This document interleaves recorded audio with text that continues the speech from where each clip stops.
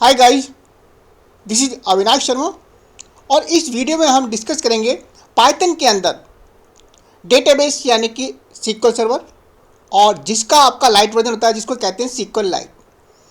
उस sequel light को use करके किस तरह से पाइथन के अंदर हम डेटाबेस क्रिएट कर सकते हैं, डेटाबेस के अंदर हम टेबल क्रिएट कर सकते हैं और देन टेबल के अंदर हम डेटा को स्टोर कर सकते हैं। ये बिल्कुल ऐसा ही है जैसे कि आप सीक्वल सर्वर में करते हैं। उसके बाद डेटा को किस तरह से मैनिपुलेट करना है, नया डेटा को कैसे ऐड करना है, एडिट करना और डिलीट करना है। फाइनली उस सीक्वल लाइट की टेबल से यानी कि डेटाबेस से डेटा को फैच करके किस तरह से हमें डेटा फ्रेम को यूज़ करके डेटा को डिस्प्ले कराना, ये सारे फीचर्स हम इस वीडियो में डिस्कस करेंगे। तो जैसे कि आप इस डायग्राम में देख सकते हैं, ये एक टेबल का फॉर्मेट होता है जो कि रो एंड कॉलम से बनता है।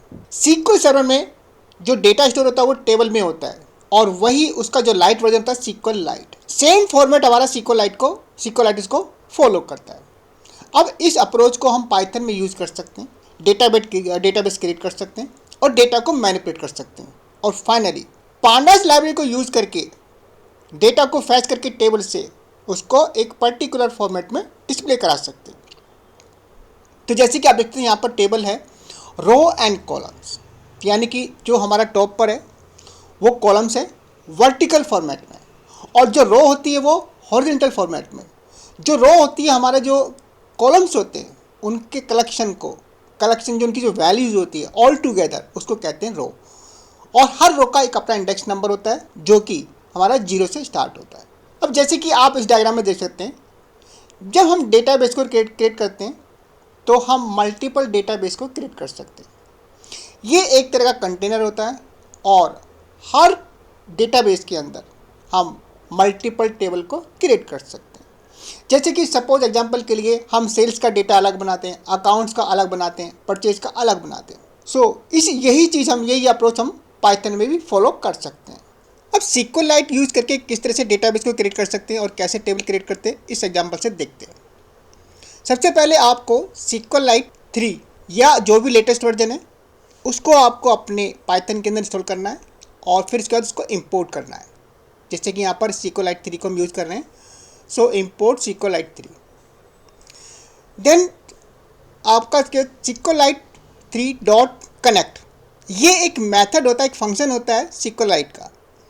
इसके अंदर एक पैरामीटर पास करते हैं माई डेटाबेस, ये यूज़र डिफाइंड होता है, ये कुछ भी हो सकता है जैसे कि अकाउंट्स डेटाबेस, सेल्स डेटाबेस, कुछ भी हो सकता है। देन हम उसी कनेक्शन पर जो कि हमारा कनेक्शन आपका क्या रिटर्न किया हुआ है, कनेक्शन का इंस्टांस रिटर्न हुआ है जिसका नाम है CONN, उस कनेक्शन के इंस्टांस पर एक कर्सर क्रिएट करते हैं। इस कर्सर का काम क्या होता है, जो हमारी सीक्वल क्वेरीज होती है उनको एग्जीक्यूट करना। इसके बाद हमने C.execute और यहाँ पर हमने कोड्स के अंदर सीक्वल का टेबल को क्रिएट करने का यहाँ पर कोड लिखा है, create table if not exist then product, और उसके बाद यहाँ कॉलम्स है ID, देन प्राइमरी की है और उसके बाद प्रोडक्ट नेम है, प्रोडक्ट नेम, और ये हमारा टेक्स्ट टाइप का यानी कि वेर कैर होता है सीक्वल के अंदर, देन प्राइस और इंटीजर, यानी कि 3 कॉलम है। और उसके बाद हमने कनेक्शन को यहाँ पर कमिट कर दिया। कमिट से क्या होता है कि ये क्वेरी हमारी फायर होगी और उसके बाद कनेक्शन हमारा क्लोज हो जाता है। अगर सपोज इसमें कोई एरर आता है तो उसके लिए हमने यहाँ पर ट्राई कैच यूज़ किया हुआ है और एक्सेप्ट के अंदर सीक्वल लाइट 3 डॉट एरर, इसको यूज़ करके हमने एरर को प्रिंट किया हुआ है। और अब चेक करते हैं टेबल क्रिएट होने के बाद में हम इसमें डेटा कैसे इंसर्ट करें। तो जैसे कि आप इस प्रोग्राम में देख सकते हैं, हमने सेम डेटाबेस को कनेक्ट किया और एक कर्सर क्रिएट किया, देन एग्जीक्यूट। इसके अंदर जो हमने क्वेरी लिखी है इंसर्ट इनटू, टेबल का नाम जो हमने क्रिएट की थी और वो कॉलम के नाम जिसमें हमने टेबल में क्रिएट किए। देन यहाँ पर वैल्यूज़ है और उन कॉलम्स की वैल्यू, यानी कि आपका ये first record, second record, third record और ये fourth record and fifth record. तो एक टाइम में आप सिंगल या मल्टीपल रिकॉर्ड्स को इसमें एंटर कर सकते हैं। इसके बाद सेकंड हमारी क्वेरी है सेलेक्ट, यानी कि हम डेटा को फैच करके देखेंगे क्या हमारा डेटा प्रॉपर इंसर्ट हुआ नहीं हुआ। और हमने जब सेलेक्ट करने के बाद में, क्योंकि डेटा जो आएगा हमारा वो टेबल फॉर्मेट में आएगा, और टेबल फॉर्मेट में लाने के लिए हमें पांडास को यूज़ करना है और पांडास का डेटा फ्रेम का यूज़ करना है। तो यहाँ पर हमने पांडास का डेटा फ्रेम, देन सी क्या है हमारा कनेक्शन, डॉट फैच ऑल, यानी कि फैच ऑल कॉलम्स। और कॉलम कौन कौन से हमारे, यहाँ पर हम कॉलम की लिस्ट को डिफाइन करते हैं, ID, product name and price. Then finally print DF, हमने इसको यहाँ पर प्रिंट कर दिया, और उसके बाद हमारा एक्सेप्ट और फाइनली ब्लॉक है। इस प्रोग्राम को रन करते हैं तो आप यहाँ देख सकते हैं आपका आईडी 1 2 3 4 5 और ये हमारे प्रोडक्ट नेम देन प्राइस। क्योंकि जो डेटा हमारा सिक्वल में आपका स्टोर था वो पाइथन में डिस्प्ले करने के लिए हमें पांडास लाइब्रेरी को यूज़ करना पड़ेगा, उसके डेटा फ्रेम को यूज़ करना पड़ेगा। तो डेटा फ्रेम यूज़ करके हमने टेबल का डेटा को टेबल की फॉर्मेट में यहाँ पर डिस्प्ले करा दिया। सो इस तरह से हम SQLite यूज़ करके पाइथन के में डेटाबेस क्रिएट करके, टेबल क्रिएट करके उसमें डेटा को इंसर्ट कर सकते हैं। और अब चेक करते हैं, अगर हमें किसी एक नया रिकॉर्ड इंसर्ट करना हो या उसको डिलीट करना हो या उसको अपडेट करना हो, सिंगल रिकॉर्ड, अगर सपोज इसको मेंशन करते हैं, क्योंकि हमने यहाँ पर आईडी को प्राइमरी की बनाया हुआ है और 5 1 हमारा ऑलरेडी एग्जिस्ट है, सो इसको एक्सेप्ट नहीं करेगा। सो इसको रन करते हैं तो यूनिक की कॉन्स्ट्रेंट फील्ड, सो इसको हम कर देते हैं 6। देन एक और कमांड लिखते हैं,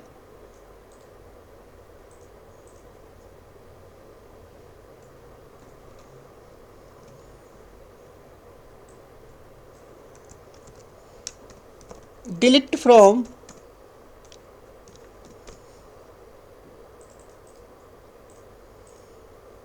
product where ID equal to save 1। और एक और लिखते हैं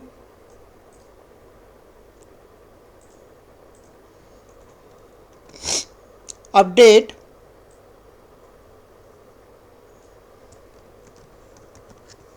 product, then set product name और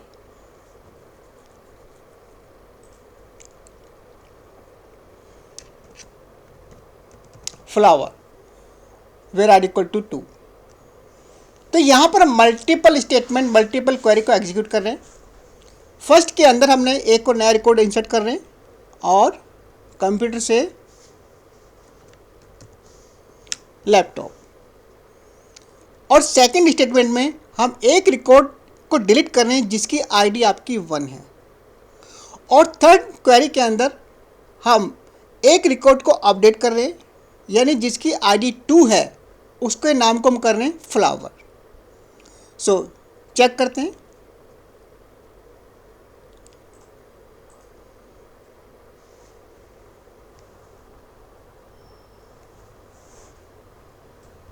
चेक करते हैं तो इसमें आप देखेंगे हमने सबसे पहले एक रिकॉर्ड को इंसर्ट किया जिसकी आईडी 6 है और laptop.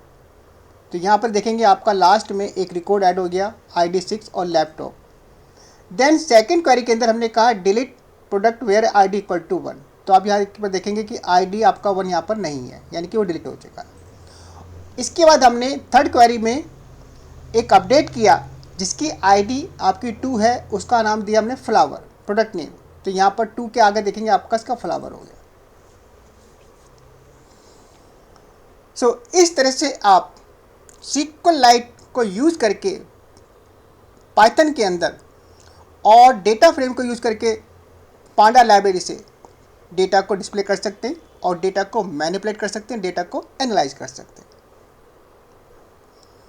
So friends, this was all about the SQLite in the Python library. Thanks for watching the video. Please like the video and subscribe the channel. Thank you. Finally के अंदर जो statement होती है वो हमेशा execute होती है, चाहे आपकी एरर है या नहीं है। अगर कमिट से पहले कोई एरर आ गया तो उस केस में क्या होता है कि जो हमारा SQL का कनेक्शन होता है वो ओपन स्टेट में रहता है, तो उसको क्लोज करने के लिए हम फाइनली में कनेक्शन को क्लोज कर देते हैं। दोनों केस में अगर कोई एरर नहीं है तो आपका कनेक्शन डॉट कमिट यानी कि कनेक्शन क्लोज होगा, और बाई चांस अगर कोई एरर है और कमिट नहीं हो पाया तो फाइनली में कनेक्शन को क्लोज हो जाएगा। अब यहाँ पर हम क्या करें, डेटाबेस को क्रिएट कर रहे हैं, तो इस प्रोग्राम को हम रन करते हैं। तो नीचे आप देखेंगे यहाँ पर कमांड एग्जीक्यूटेड सक्सेसफुली, यानी कि ये जो हमारा प्रिंट है कमिट के बाद, इसका मतलब है कि ये आपका प्रोग्राम, इसमें कोई एरर नहीं है। और देन फाइनली के अंदर SQLite कनेक्शन क्लोज। यहाँ पहले हम चेक करते हैं कि कनेक्शन अगर आपका ओपन है, इस स्टेटमेंट का मतलब है कि इफ़ कनेक्शन, यानी कि ओपन है तो क्लोज हो जाए। और लेकिन यहाँ पर इस केस में क्या, कनेक्शन ऑलरेडी क्लोज हो चुका है, तो ये आपका स्टेटमेंट स्किप होगा। देन फाइनली आपका प्रिंट में। अब हम चेक करते हैं ये जो डेटाबेस है, माई डेटाबेस, ये कहाँ क्रिएट हुआ है। तो ये आपका पाइथन के अंदर आप देखेंगे यहाँ पर माई डेटाबेस, और इसका टाइम देंगे सेकंड्स एगो, यानी कि अभी हमने इस डेटाबेस को क्रिएट किया। अब एक डेटाबेस के अंदर जो टेबल्स होती हैं वो उनके नाम यूनिक होते हैं। अब सपोज जैसे कि अगर मैं इसमें से यहाँ से ये स्टेटमेंट हटा देता हूँ, create table products. So product table हमारा, क्योंकि डेटाबेस हमारा ऑलरेडी क्रिएट हो चुका है। अब जब डेटाबेस कनेक्शन हमारा बनता है तो ये चेक करता है कि ये डेटाबेस ऑलरेडी एग्जिस्ट करता है नहीं है। अगर एग्जिस्ट नहीं करता है तो वो उस नाम से डेटाबेस को क्रिएट करता है, और अगर वो डेटाबेस एग्जिस्ट करता है तो वो उस डेटाबेस के साथ में कनेक्शन को क्रिएट कर देता है। तो जब हम इसको रीरन करेंगे प्रोग्राम को, अब क्या होगा कि डेटाबेस ऑलरेडी हमारा बन चुका है, यानी कि माई डेटाबेस। तो इस केस में डेटाबेस को क्रिएट नहीं करेगा, बल्कि उस डेटाबेस के साथ में कनेक्शन को एस्टेब्लिश करेगा। तो यहाँ पर क्रिएट टेबल प्रोडक्ट्स, अब ये टेबल ऑलरेडी हमारी क्रिएट हो चुकी है। अब सपोज अगर हम इसी को प्रोग्राम को रन करते हैं तो क्या होगा, यहाँ पर देखिए error occurred, table product already exist. इसका मतलब ये हुआ कि एक डेटाबेस में जो भी टेबल्स होती हैं आपके, उनके नाम यूनिक होने चाहिए।